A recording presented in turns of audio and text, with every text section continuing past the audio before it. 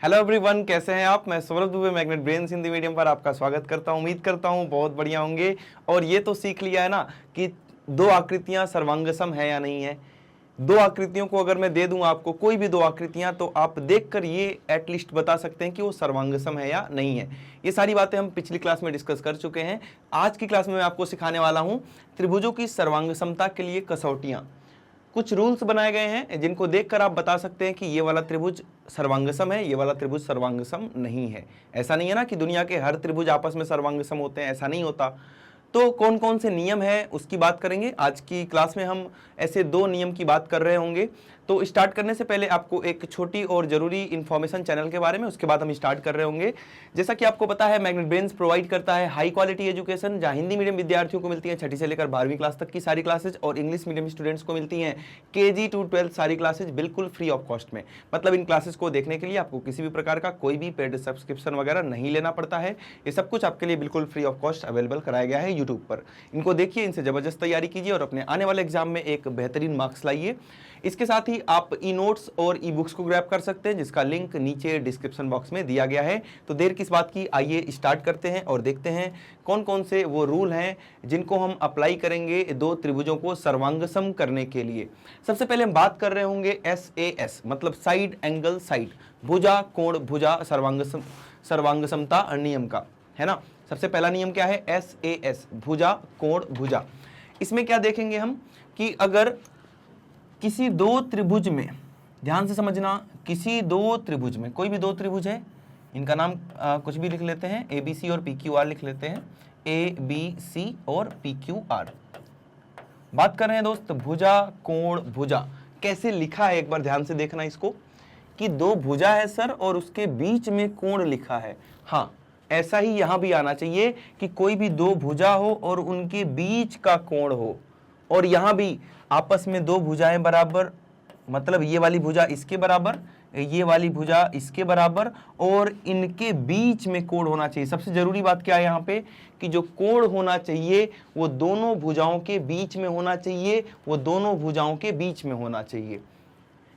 गलतियां क्या करते हैं आप लोग, कि यहां पर कोण है, ये भुजा दे दिया, अब आप यहां पर भी लगा देते हैं कि सर दो भुजा एक कोण दिख रहा है, मतलब भुजा कोण भुजा। नहीं, भुजा कोण भुजा, लेकिन कोण तो यहां आ रहा है, तो इसमें भुजा कोण भुजा नहीं लगेगा। मेरी बात समझ पा रहे हैं कि भुजा कोण भुजा कैसे लगाते हैं, जब कोण दोनों भुजाओं के बीच में हो।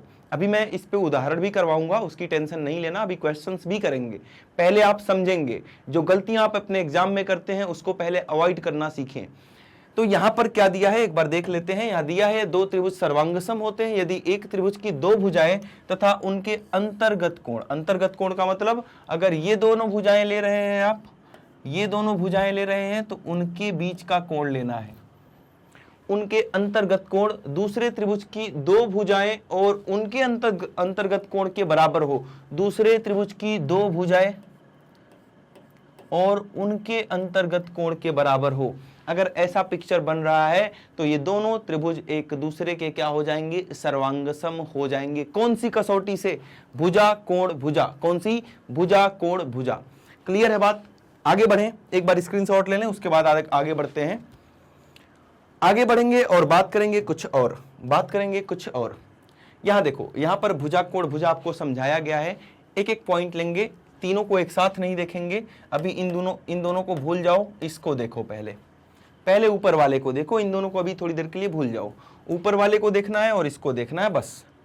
अगर इन दोनों त्रिभुज में ऐसा हो रहा है कि AB बराबर PQ है, ये वाला इसके बराबर है, AB बराबर PQ है, कोण A बराबर कोण P है, मतलब कोण A बराबर कोण P है, और AC बराबर PR है। क्या आप यहां पर देख पा रहे हैं कि जो कोण है वो दोनों भुजाओं के बीच में है। ये जो कोण है ये इन दोनों भुजाओं के बीच में है, मतलब ये भुजा इसके बराबर, ये वाली भुजा इसके बराबर, और इनके अंतर्गत आने वाला कोण, इनके बीच वाला कोण आपस में क्या है, बराबर है। कहने का मतलब है ये दोनों त्रिभुज आपस में भुजा कोण भुजा द्वारा क्या होंगे, कौन सी कसौटी द्वारा सर्वांगसम होंगे, भुजा कोण भुजा। क्लियर है बात एकदम, ठीक है। अच्छा, ये तो पहला केस देख लिया हमने। अब हम दूसरा केस देखते हैं। अब हम दूसरा केस देखेंगे दोस्त। दूसरा केस क्या, इसकी बात करते हैं। अगर ऐसा होता, ये सब हटाओ, ये तो पहला केस था। अगर ऐसा होता कि AC बराबर PR दिया है सर, AC बराबर PR दिया है, ठीक है। कोण C बराबर कोण R दिया है, ठीक है। और कौन सी भुजा लेनी पड़ेगी इसे, और ये वाली भुजा लेनी पड़ेगी। अगर ऐसा भी सीन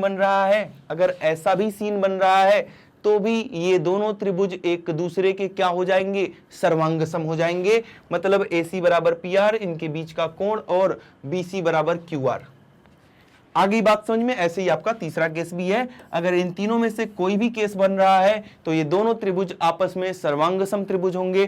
कौन सी कसौटी द्वारा, भुजा कोण भुजा कसौटी द्वारा। कोई दिक्कत वाली बात नहीं है।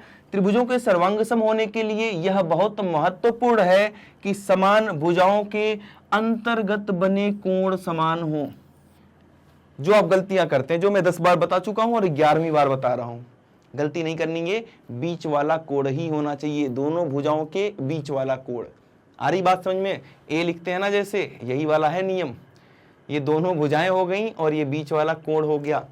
आगे बात समझ में। यही है SAS नियम, भुजा कोण भुजा। क्लियर बात, आगे बढ़े, ठीक है। तो अब इस पे बेस्ड, इससे रिलेटेड कुछ एग्जांपल्स देख लेते हैं कि इनको यूज कैसे करना है, आखिर क्वेश्चंस में यूज कैसे करेंगे।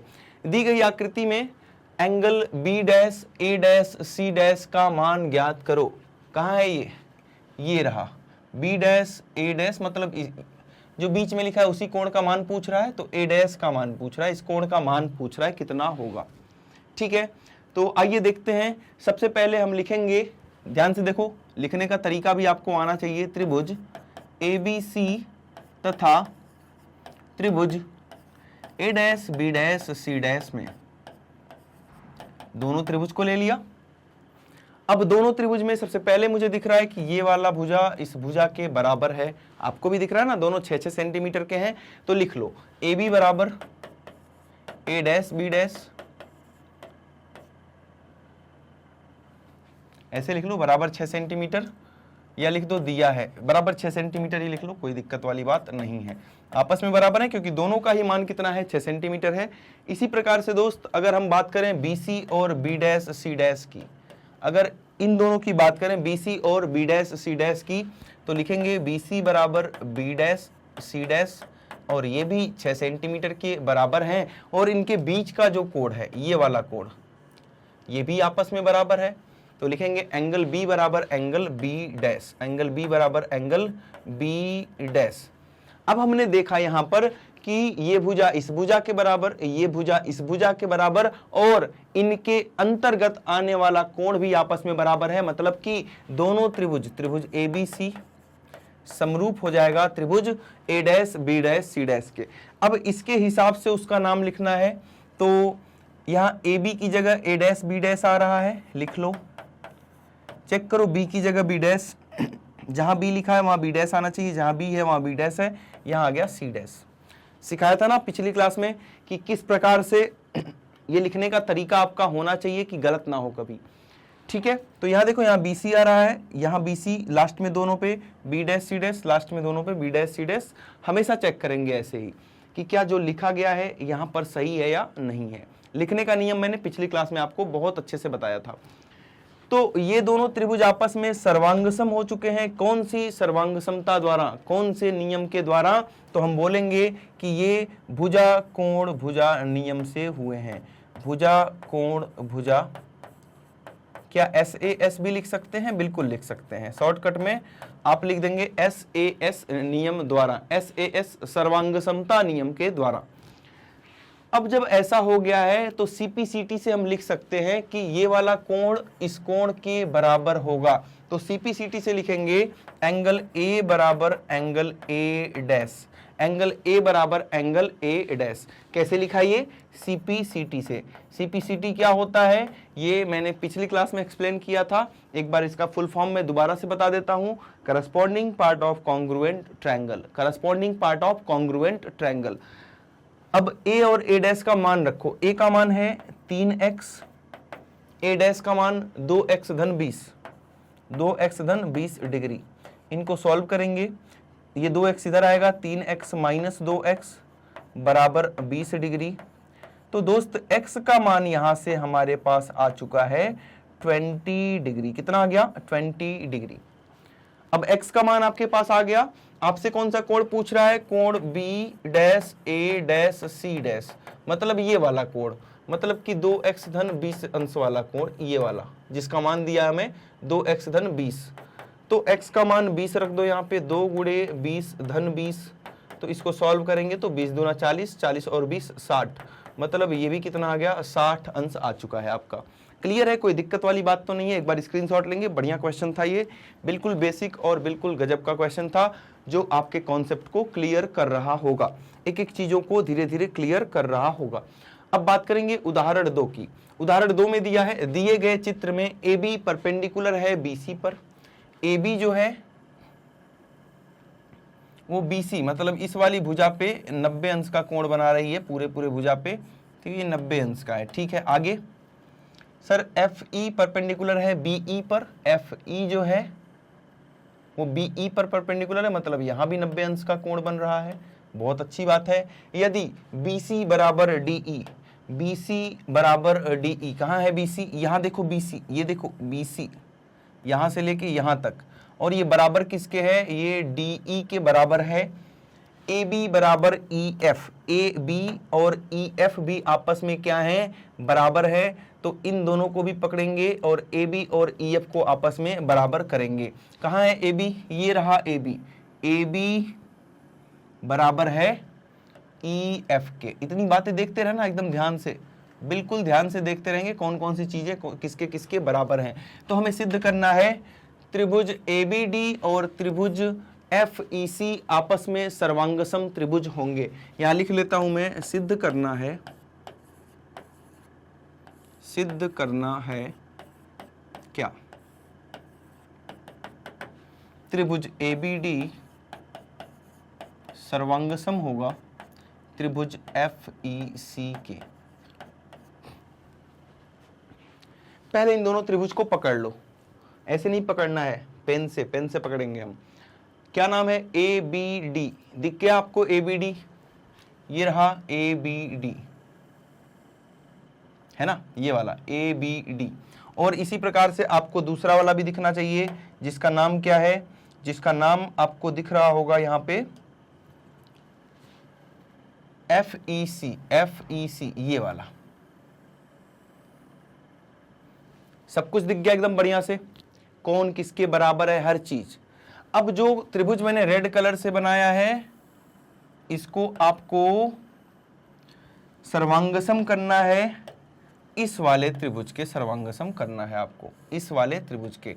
अब जो दोनों त्रिभुज आपको एक एक कलर के दिख रहे हैं, एक रेड कलर का और एक ये ब्लू सा जो दिख रहा है, जो भी कलर है, कलर का मुझे थोड़ा सा कम नॉलेज है ना, कलर नहीं समझ पाता हूं मैं। तो ये ब्लू कलर का जो भी आपको दिख रहा है, या इसको हम इंडिगो आसमानी कलर बोल सकते हैं शायद, जो भी हो, तो जो भी कलर है, इन दोनों को आपस में हमें सर्वांगसम सिद्ध करना है। आइए देखते हैं।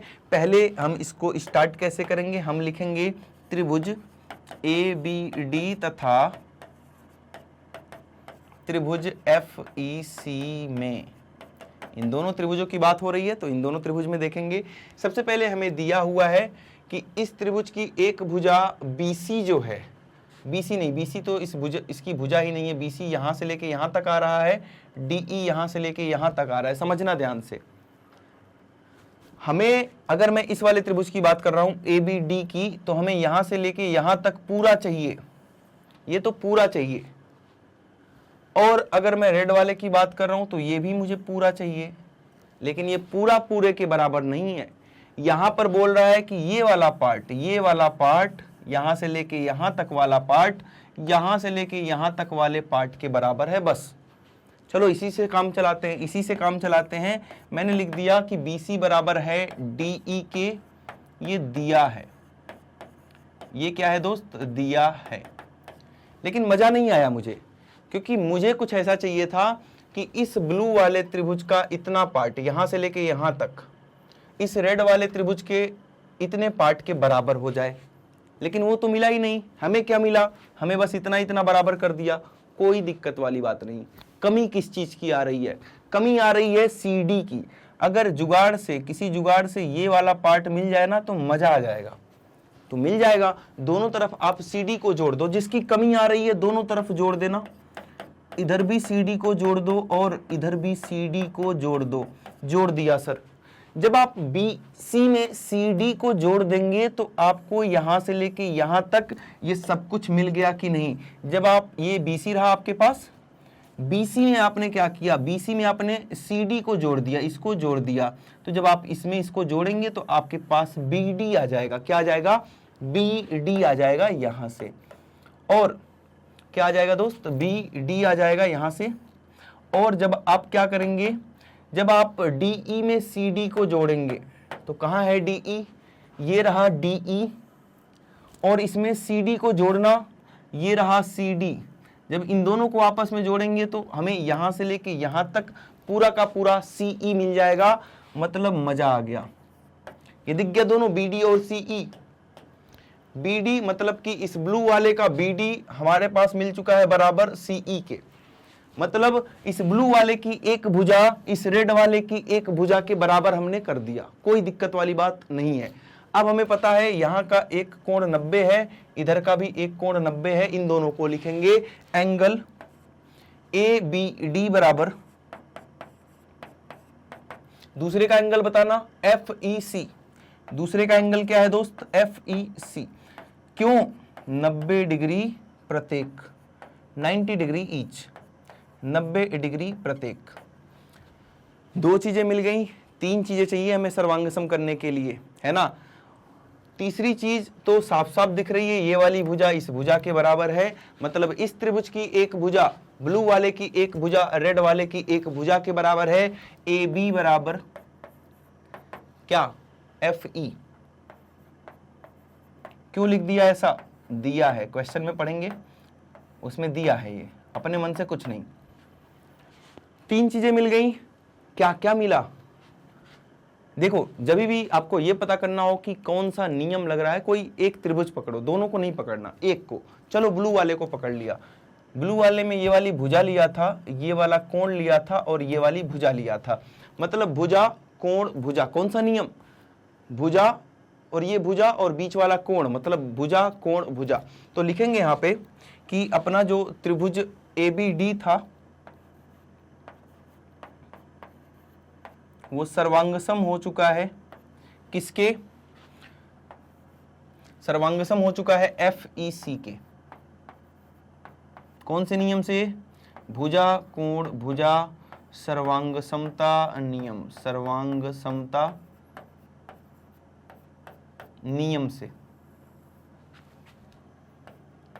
एक बात समझेंगे अभी, एक बात समझेंगे।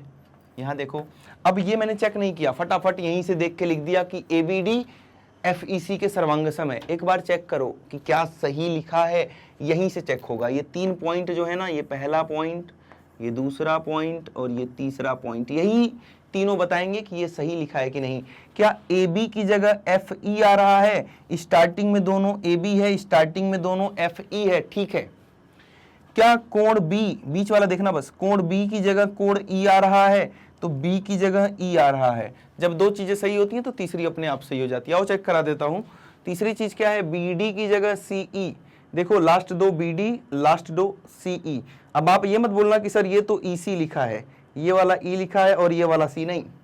CE लिखा हो, EC लिखा हो, बात एक ही है। क्लियर है बातें। एक बार स्क्रीनशॉट लेंगे और बढ़ेंगे। बहुत जबरदस्त क्वेश्चन था ये भी, मजा आ गया, मजा आ गया दोस्त। उदाहरण संख्या 2 हमने जबरदस्त तरीके से सीखा, इंपॉर्टेंट क्वेश्चन है। ऐसे क्वेश्चन ही आपके एग्जाम में अक्सर देखने को मिलते हैं, जिसमें कभी कभी भुजाओं को जोड़ना होता है, कभी कभी कोणों को जोड़ना होता है। तो ये सारी चीजें देखो प्रैक्टिस से आती हैं। एक ऐसा चैप्टर है त्रिभुज, जिसमें जब मैं समझाऊंगा तो आपको लगेगा अरे वाह, सर ने समझाया, समझ में आ गया, मजा आ गया। लेकिन जब आप खुद से करने बैठेंगे तो पहली बार, दूसरी बार, हो सकता है तीसरी बार भी आपसे क्वेश्चन ना बने। ऐसा नहीं कि सारे क्वेश्चन नहीं बनेंगे। जैसे मान लो मैंने प्रश्नावली 7.1 करा दी, अब जब 7.1 आप करने बैठेंगे तो हो सकता है 2, 3 क्वेश्चन, 4 क्वेश्चन आपसे ना बने। आ रही बात समझ में। तो बार बार उसको प्रैक्टिस करना, ये चीजें समझ में आएंगी नो डाउट, लेकिन ये चीजें भूलती भी उतनी ही जल्दी हैं। रेखागणित में बहुत प्रैक्टिस करनी पड़ती है। अगर आपको अपनी रेखागणित मतलब ये वाला चैप्टर त्रिभुज, इसका अगला चैप्टर चतुर्भुज, ये सारी चीजें आपको स्ट्रॉन्ग करनी है, तो आपको एक जबरदस्त प्रैक्टिस चाहिए, बहुत ज्यादा प्रैक्टिस चाहिए। अभी तक प्रश्न पाठ 1 से लेकर पाठ 5 तक या 6 तक भी बोल लो एक बार को, 6 में भी प्रैक्टिस चाहिए। पाठ 1 से लेकर पाठ 5 तक आपने जितना भी प्रैक्टिस किया उसका दोगुना प्रैक्टिस इन चैप्टर्स में लगता है, रेखागणित के चैप्टर्स में लगता है। बार बार क्वेश्चन सॉल्व करना पड़ता है, तो प्रैक्टिस करना नहीं छोड़ना दोस्त। प्रैक्टिस नहीं करोगे तो भाई मेरी कोई गारंटी नहीं है कि आप एग्जाम में कर पाओगे नहीं, लेकिन अगर आपने प्रैक्टिस किया 3 से 4 बार, जब तक प्रैक्टिस करना है, जब तक आप खुद ना बना लो, मान लो आपने प्रश्नावली 7.1 के 10 सवाल किए, अब 10 सवाल में मान लो आपसे 8 बन रहे, 2 नहीं बन रहे, तो उन दोनों को जब तक बनाओ जब तक आपसे खुद ना बने।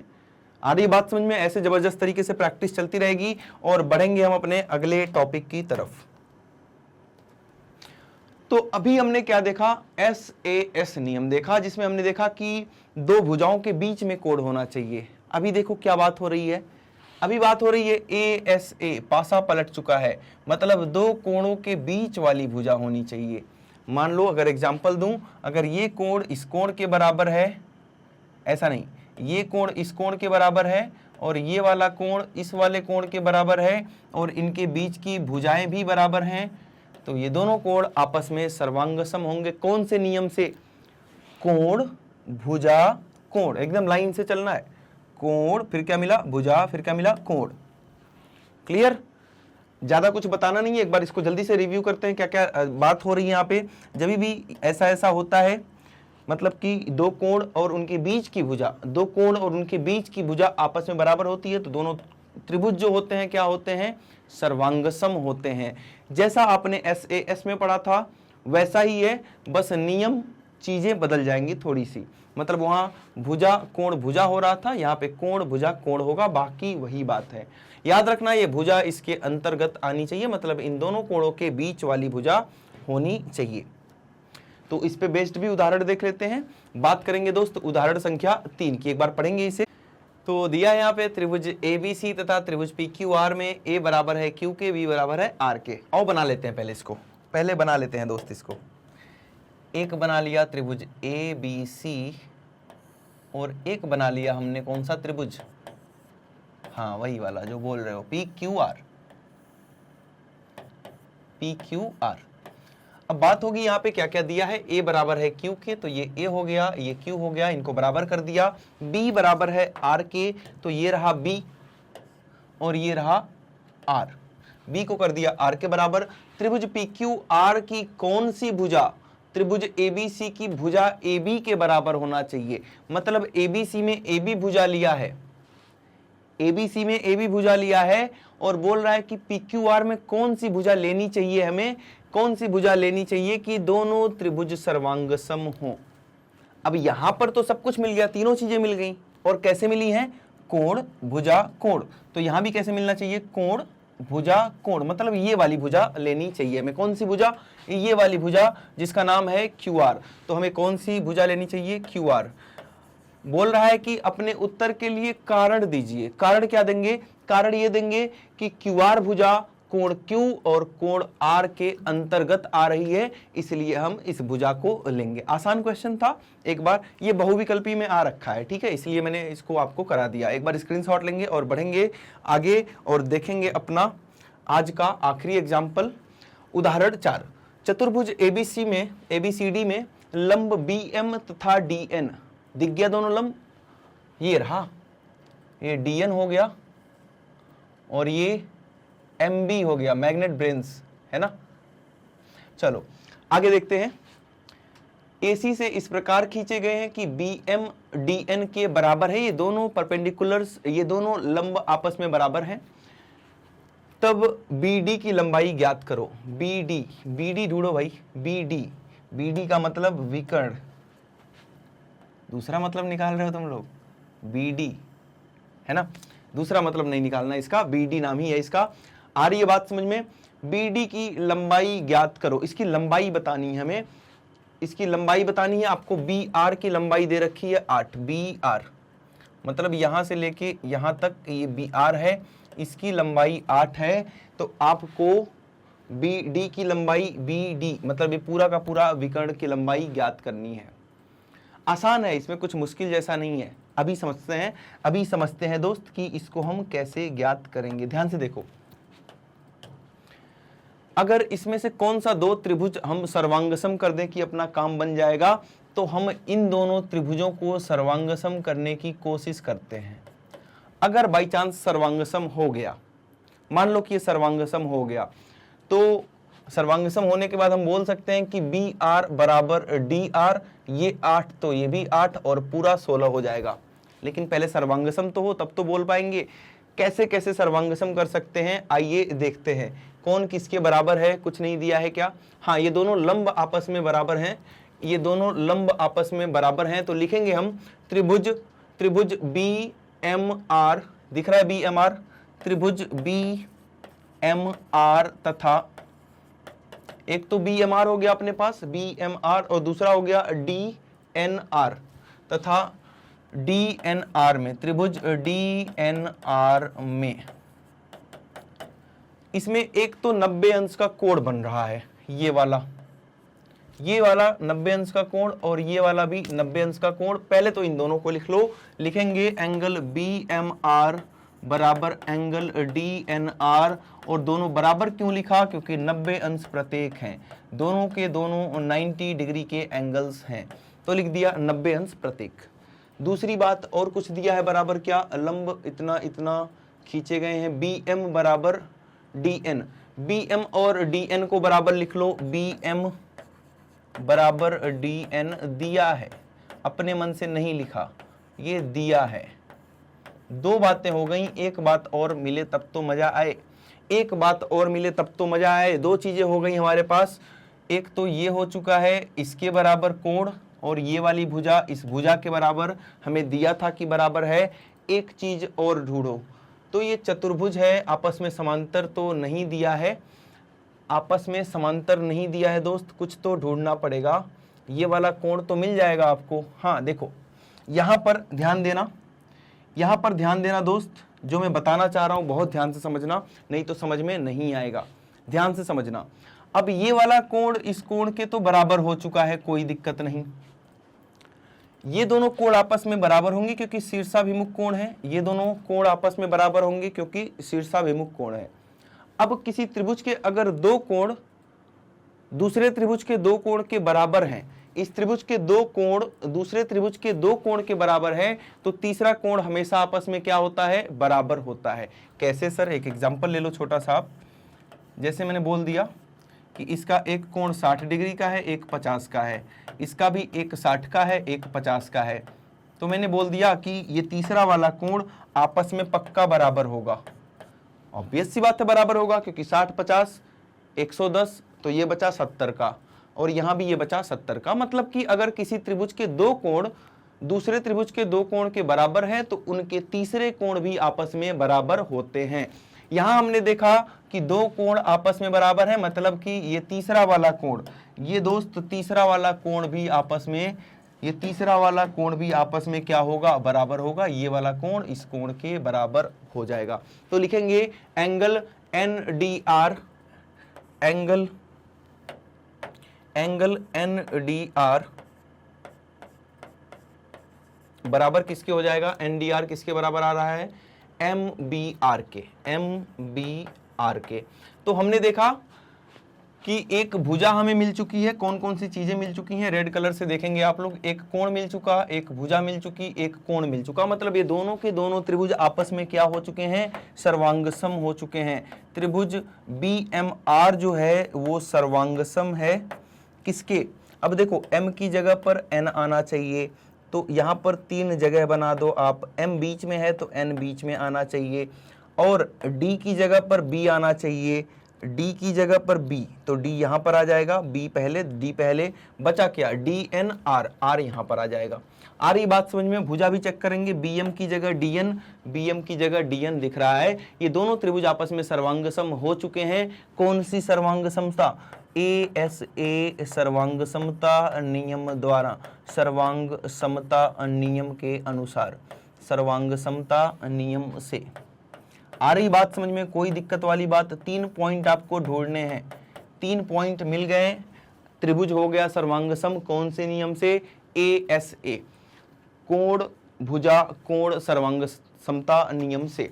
आगे की बात क्या है कि बी आर को ढूंढना। बी और आर पहले और आखिरी पोजीशन पर है, तो बी आर किसके बराबर हो जाएगा? पहले और आखिरी पोजीशन पर डी आर के बराबर हो जाएगा। बी आर अगर 8 सेंटीमीटर का है तो डी आर भी कितना हो जाएगा? अगर ये 8 सेंटीमीटर का है तो ये डी आर भी अपना 8 सेंटीमीटर का हो जाएगा। तो लिखेंगे डी आर बराबर 8 सेंटीमीटर। ये कैसे लिखा? ये CPCT से लिखा था दोस्त। अब हमसे क्या पूछ रहा है? हमसे पूछ रहा है BD की लंबाई। तो BD की लंबाई ये पूरा का पूरा 8 और 8 कितना? 16 हो जाएगा। 8 धन 8 सेंटीमीटर, मतलब कि ये आ जाएगा अपने पास 16 सेंटीमीटर। कोई दिक्कत वाली बात? आसान था, ट्रिकी क्वेश्चन था, बहुत ध्यान से इसको प्रैक्टिस करेंगे। उदाहरण 3 भी और 4 भी। जो भी क्लास आपको कराई जाती है, क्लास खत्म होने के तुरंत बाद 10 से 15 मिनट अगर आपने इसका रिवीजन कर दिया, 10 से 15 मिनट बस, उतने में ही आप एक बेहतरीन रिवीजन कर लेंगे। तो ये जरूर किया करें। एक बार इसका स्क्रीनशॉट लेंगे, एक बार इसका स्क्रीनशॉट लेंगे और बढ़ेंगे हम आगे। तो आगे कुछ नहीं है, यहीं तक था आज की बात में। हमने 2 सर्वांग समता नियम किया, पहला SAS किया और दूसरा ASA किया। 2 सर्वांग समता नियम और हैं जो किसी और क्लास में देख रहे होंगे। ये स्टार्टिंग के 2 सर्वांग समता नियम हमने बहुत अच्छे से कंप्लीट किया। साथ में हमने 2-2 उदाहरण दोनों के देखे, मतलब कुल मिलाकर 4 उदाहरण देखे। तो आई होप कि ये क्लास आपको बहुत अच्छे से समझ में आ चुकी होगी। इसकी प्रैक्टिस जरूर करेंगे। वीडियो को लाइक नहीं किया तो जल्दी से लाइक करेंगे, और चैनल पर नए हैं तो सब्सक्राइब करना नहीं भूलेंगे, और अपने प्यारे से कमेंट्स हमेशा की तरह करते रहेंगे। एक छोटी और ज़रूरी बात आपके लिए, उसके बाद आज की क्लास हम यहीं पर कंप्लीट कर रहे होंगे। जैसा कि आपको पता है, मैग्नेट ब्रेन्स प्रोवाइड करता है हाई क्वालिटी एजुकेशन, और ये हमारे टॉप कोर्सेज हैं जो इंग्लिश और हिंदी दोनों ही माध्यम में उपलब्ध हैं। यहाँ पर CBSE बोर्ड के साथ साथ हम अदर स्टेट बोर्ड्स भी कवर करते हैं, जिसमें Delhi board, Bihar board, UP, MP और राजस्थान बोर्ड है। इसके अलावा वैदिक मैथ्स क्रैश कोर्स और स्पोकन इंग्लिश की भी क्लासेज अवेलेबल हैं। आप हमें other social media networks Facebook, Insta, Twitter, Telegram और व्हाट्सएप पर फॉलो करना बिल्कुल नहीं भूलेंगे। और अपनी बेहतरीन तैयारी करने के लिए दोस्त आप ग्रैब करेंगे ई नोट्स और ई बुक्स, जिसका लिंक नीचे डिस्क्रिप्शन बॉक्स में दिया गया है। तो अपना ख्याल रखेंगे। मैथ्स की जबरदस्त प्रैक्टिस चलती रहनी चाहिए। मिलते हैं अगली क्लास में। Thank you so much.